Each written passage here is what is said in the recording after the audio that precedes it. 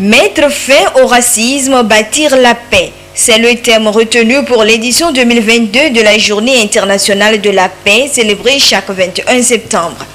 Un thème évocateur surtout en ce moment où l'on assiste de plus en plus à la discrimination, à l'abandon, aux violences, bref à des faits d'inégalité entre les peuples. Les valeurs de la paix sont ainsi mises en cause et il urge d'y réfléchir afin de restaurer et de maintenir la paix, gage de tout développement et du bien-être des populations. S'il n'y a pas de paix, il n'y a pas de développement.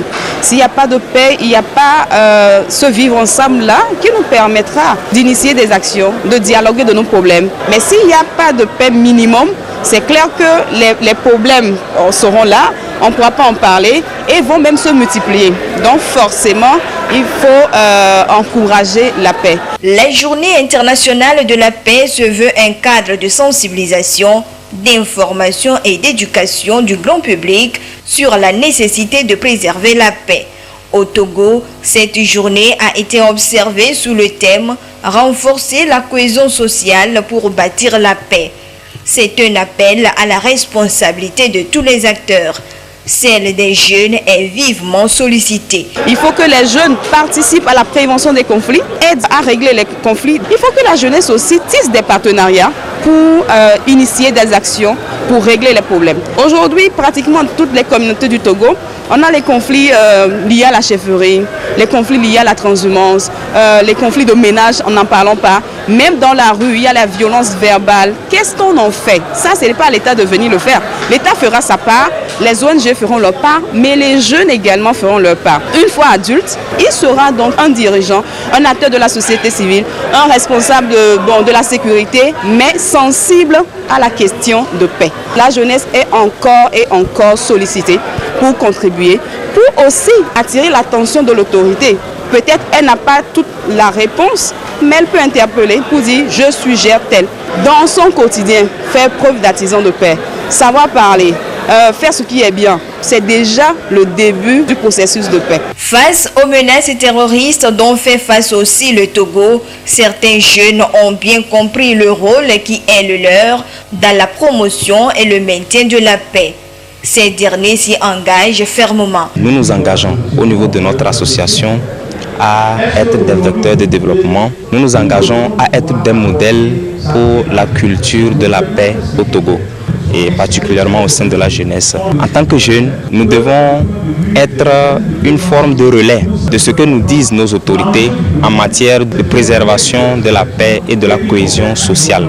Et après cela, chacun dans sa communauté, chacun dans son quartier est appelé à avoir des comportements qui visent à préserver la paix. Il faut qu'on s'entende entre nous, il faut qu'on instaure le dialogue entre nous. Déjà, avec l'amour, on peut contribuer à la consolidation de la paix. Pour marquer la journée de la célébration de la paix, des rencontres d'échange avec les jeunes ont été organisées à Lomé, histoire d'impliquer davantage la jeunesse togolaise dans la promotion du vivre ensemble et la préservation de la paix dans le pays.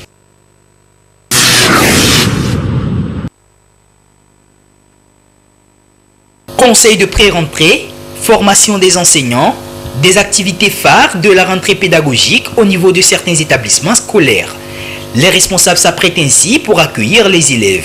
Selon eux, des mesures nécessaires sont prises pour le bon démarrage de l'année scolaire 2022-2023. Nous avons commencé par faire les emplois du temps. Dans les emplois du temps de chaque classe. Et on a fait la répartition des classes par rapport aux enseignants disponibles. Nous avons fait la formation des enseignants où les parents d'élèves arrivent. Ils font des inscriptions. D'abord, quand ils arrivent, nous essayons de faire des orientations scolaires. Tous les enseignants sont déjà prêts. Nous avons déjà vérifié les fiches de cours qui sont déjà élaborées par chaque enseignant. Donc tout a été déjà mis au propre et nous pensons que le 26 septembre, nous allons démarrer la rentrée avec sérénité. Une semaine au cours de laquelle nous préparons la rentrée avec les enseignants. Et nous établissons les tableaux de service pour les enseignants ensemble avec eux Et après, l'administration aussi s'organise par rapport aux activités administratives, ce que nous aurons à faire pour pouvoir affronter le jour J, c'est à la semaine prochaine. Donc, par rapport aux inscriptions, les parents viennent aussi en masse. Nous avons aussi recommandé que tous les enseignants aient les documents nécessaires pour le travail. Pendant ce temps, des inscriptions se poursuivent du côté des nouveaux élèves. Concernant l'inscription de mon fils filière industrielle. Je suis là pour chercher une place, pour faire l'inscription en BT. Il est déjà préparé et j'entends entamer bien la rentrée. Nous comptons sur notre travail, la pédagogie, la discipline, la rigueur que nous avons ici. Nous avons presque nos fiches déjà sous la main. Donc on espère vraiment que tout aille bien. La rentrée scolaire 2022-2023 est fixée au 26 septembre prochain. Quelques jours seulement nous séparent de la reprise. Élèves et parents sont invités à prendre des dispositions pour assurer une bonne rentrée scolaire. Pour cette reprise, nous rassurons les parents d'abord pour leur dire que la rentrée est effective donc le 26 et nous leur demandons donc de s'apprêter surtout au niveau des inscriptions, ceux qui attendent encore le dernier jour, venir plus vite inscrire les enfants afin de faire une bonne rentrée pour les enfants que d'attendre le dernier jour. La réussite se prépare déjà à la rentrée, ce n'est pas la fin d'année. À tous les parents de faire un effort, de ne pas amener les enfants loin. Il ne faut pas qu'ils amènent les enfants loin. Nous sommes tous des hommes et qu'on a un sentiment. Il suffirait que les parents descendent dans les écoles et négocient avec les établissements proches, à proximité des maisons. Je crois qu'ils peuvent avoir intérêt d'entente avec les chefs d'établissement et les fondateurs, afin que les enfants puissent rester avec eux. Des conseils à mettre en pratique afin d'éviter des surprises désagréables.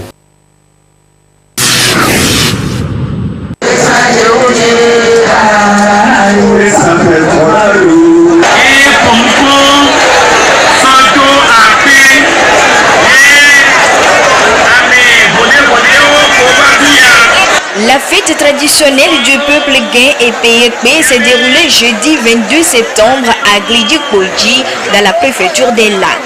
Elle est caractérisée chaque année par une sortie de la pierre sacrée, un symbole important dans la tradition Guin. Cette fête traditionnelle et ancestrale marque le début d'une nouvelle année chez le peuple Guin. En fonction de la couleur de la pierre sacrée, considérée comme un message du ciel, le destin du peuple est annoncé pour le nouvel an. Blanche, c'est la couleur de la pierre sacrée présentée à cette 359e édition de prise de la pierre. Cette couleur de la pierre symbolise, selon les prêtres traditionnels et les adeptes, la paix, la prospérité, le bonheur, de bonnes récoltes et une bonne saison des pluies.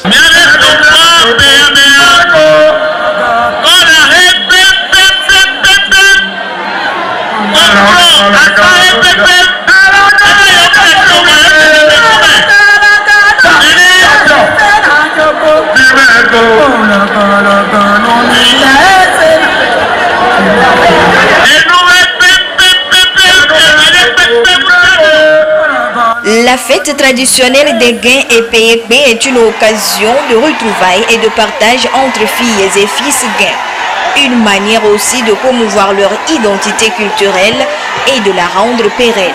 Soulignons que les 359 années représentent aujourd'hui 18 générations depuis la fondation du royaume du Guinée en 1663.